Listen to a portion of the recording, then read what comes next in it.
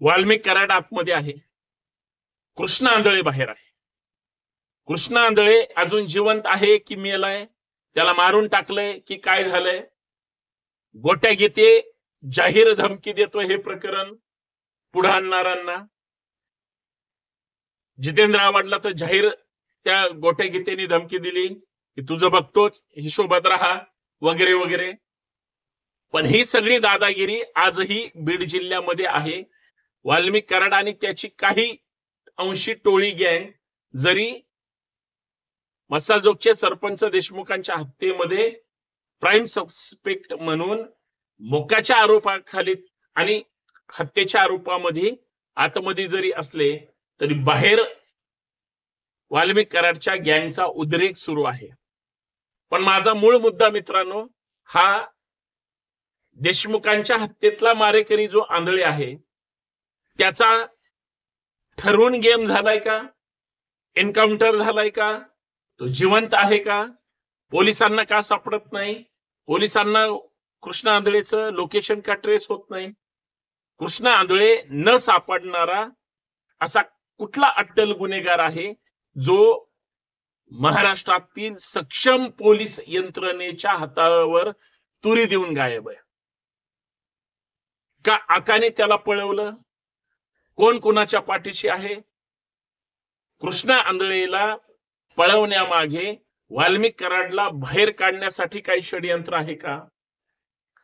जिल्हा सत्र न्यायालयाने अर्थात बीडच्या कोर्टाने वाल्मिक कराडचा जो गुन्हा मागे घेण्याचा दोषमुक्तीचा अर्ज आहे तो खरं तर करायला नव्हता पाहिजे, तो फेटाळला कोर्टाने. आता याच वाल्मिक कराडने माननीय उच्च न्यायालयामध्ये दोषमुक्तीचा अर्ज त्या ठिकाणी दाखल केलेला आहे. या सगळ्या प्रकरणामधून संशयाचं वातावरण आणि अत्यंत संशयास्पद हालचाली काही अंशी लक्षात येत आहेत. आणि याच प्रमुख मुद्द्यावर मित्रांनो चर्चा करायची की कृष्णा आंधळे जिवंत आहे का मेला, मारला की पळवून लावला, कुठलं खरं सत्य आहे?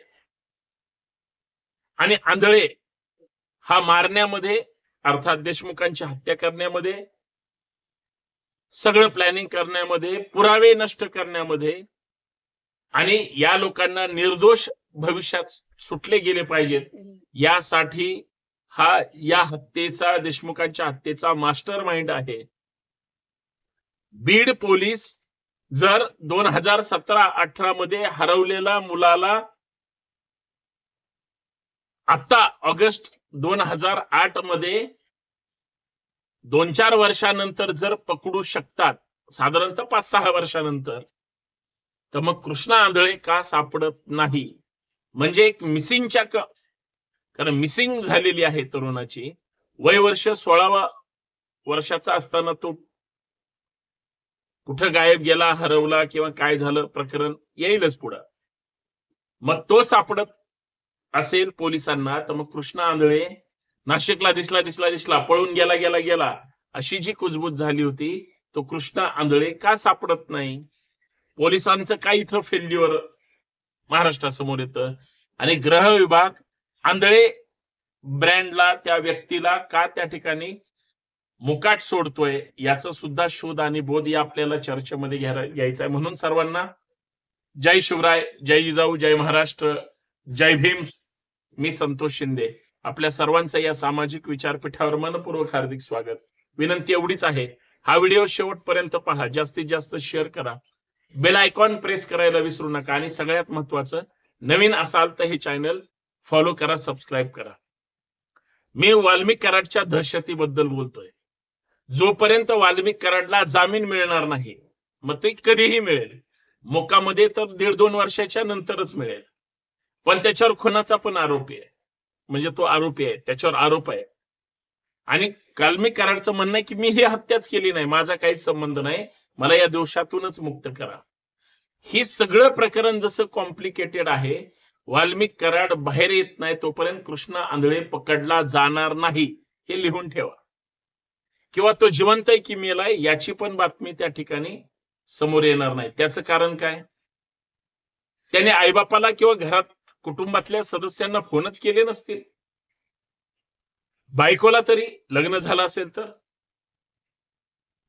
बर, त्याची हिंमत अशी कुठून झाली, एवढा पैसा कुठून आला की तो मोकाट महाराष्ट्राच्या बाहेर कुठल्या बिळात जाऊन लपला, का लपवला गेला?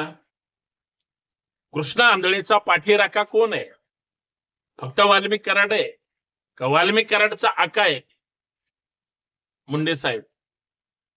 कोण कुणाला वाचवतंय, कोण कुणाला पाठीशी घालतंय, या सगळ्या गोंधळामध्ये पोलीस सुद्धा सांगू शकत नाहीत जाहीर प्रेस घेऊन, होय कृष्णा आंधळे फरार आहे म्हणत नाही. कृष्णा आंधळे जिवंत असल्याचं सुद्धा दाखला कुणी देऊ शकत नाही, काय शेवटी प्रशासनात कागद पाहिजे, आणि कागद जर पुरावा म्हणून दाखवायचा असेल तर तो जिवंत असल्याचा किंवा मृत असल्याचा सांगावा लागेल. आणि ह्या दोन्ही गोष्टी जर करायच्या असतील तर तो समोर आणावा लागेल, आणि तो समोर आणायचा असेल तर तो गुन्ह्यातला आरोपी म्हणून त्याला कोर्टासमोर हजर करावं लागेल आणि त्याला गुन्ह्यामध्ये आतमध्ये टाकावं लागेल. ही जी प्रक्रिया आहे, ही जी फ्रेज आहे, वाल्मिक कराडच्या संदर्भात, कृष्णा आंधळेच्या संदर्भात, इतर मच्छिंद्र साठे आणि या सगळ्या गुन्हेगारांच्या संदर्भात कायदा काय सांगतो, आरोपींची सध्याची परिस्थिती काय आहे, आणि गुन्हा ज्याने घडवलाय ते जर फरार असतील तर या सगळ्या चक्रामध्ये पूर्ण हेअरिंग कधीच होणार नाही. मग या सगळ्या प्रकरणामध्ये एक कायद्याचा विद्यार्थी म्हणून सांगतो, जोपर्यंत सगळे आरोपी पकडले जाणार नाहीत तोपर्यंत माननीय न्यायालय सुद्धा या लोकांना म्हणजे गुन्हेगार अजून तरी ठरवू शकत नाही, ठरवलेलं नाही. ठरवेल कधी? जर शेवटचा गुन्हेगार त्या ठिकाणी आरोपी फरार जो आहे तो पकडला तर. कारण तो जर कधीच नाही फरार सापडला तर मग अगोदर त्याला फरार घोषित करावं लागेल कृष्णा आंधळेला, नंतर त्याच्यावर 4 फ्रेम करावं लागेल, आणि मग या गुन्ह्यातला हा आरोपी जो प्राइम सस्पेक्ट आहे तो फरार आहे, तो पळून गेलेला आहे, तो गायब आहे वगैरे वगैरे अशा सगळ्या गोष्टी सांगितल्या जातील. मग शो कॉज नोटीस त्याला सुटेल आणि त्याला पकडून आणण्यासाठी वॉरंट निघेल. या सगळ्या प्रक्रिया आहेत. त्याच्या अगोदर समन्स वगैरे पाठवली जाईल आणि मग वेळ खाऊपणा तोपर्यंत तो फिरेल. आता सगळ्यात महत्वाचा मुद्दा असा आहे, हे सगळं होत राहील. तुम्हाला काय वाटतंय? कृष्णा आंधळे जिवंत असेल? कृष्णा आंधळेला जिवंत ठेवलं असेल सन्मान्य मंत्र्यांनी किंवा इतर त्याच्या वाचवणाऱ्या लोकांनी? कृष्णा आंधळे खरंच खुनाच्या गुन्ह्यातला प्रमुख आरोपी आहे का? कृष्णा आंधळे त्या महिलेच्या प्रकरणातला प्रमुख आरोपी आहे का? आणि सगळ्यात महत्वाचं, कृष्णा आंधळे हा जर अट्टल गुन्हेगार असेल, गोट्या गीते ज्या पद्धतीची भाषा वापरतो आणि बोलतो आणि सांगतो, तर मग ही सगळी माणसं गुन्हेगारी प्रवृत्तीचीच आहेत, म्हणून यांच्यावर कठोर शासन झालं पाहिजे असं कुणालाच वाटत नाही का? कारण जात बघून त्या ठिकाणी भूमिका घेणारे आणि पाठीशी राहणारे लोक आहेत, परंतु एखाद्या भारतीय नागरिकाचा अत्यंत निर्घुण पद्धतीनं खून केला, त्याच्याबद्दल इतर समाज कोणीच बोलत नाही, असं का?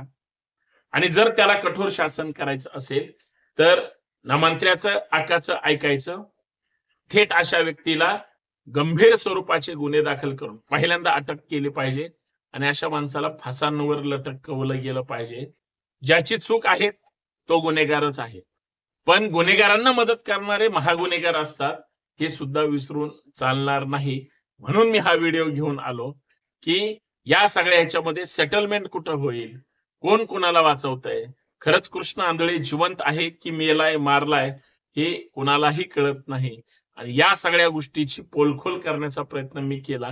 तुम्हाला काय वाटतंय? नक्कीच या व्हिडिओच्या शेवटी पूर्ण व्हिडिओ पाहिल्यानंतर तुम्हाला काही शब्द आक्षेपार्ह वाटतील किंवा काही तुमच्या दृष्टिकोनातून, आयडिओलॉजीच्या दृष्टिकोनातून पटणार नाही, पण मला असं वाटतं गुन्हेगार कुठलाही असो, कोणताही असो, त्याला कठोर शासन झालं पाहिजे. आज जर एखाद्या व्यक्तीला टार्गेट करून जर कोणी त्रास देत असेल आणि ही सरकारमधली मंडळी असेल, या सगळ्या प्रकरणाची चौकशी करून अशा गुन्हेगारांना कठोर शासन झालं पाहिजे, एवढीच माफक अपेक्षा आहे. धन्यवाद. हा व्हिडिओ जास्तीत जास्त शेअर करा, पहा आणि चॅनल सबस्क्राईब करा. धन्यवाद. तुमच्या मनात काय आहे कमेंट करून नक्की सांगा. धन्यवाद. जय शिवराय.